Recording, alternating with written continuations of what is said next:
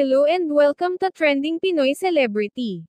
Pambato ng Pilipinas sa Miss Universe 2023 na si Michelle Marquez-D, lumalaban na sa long dress OOTD. Kung dati sa mga nakaraang araw, ay mga above knee dress o di kaya ay blazer and pants ang suot nito, ngayon naman ay ginulat ang mga tagahanga nito, sa kanyang bagong looks.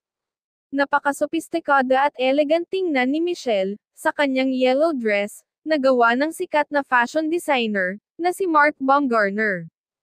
Samantala, naging viral din ang bagong labas nitong larawan suot ang itim na damit, talaga namang bumagay ito sa kanya at lalong na-emphasize ang kanyang palaban na aura.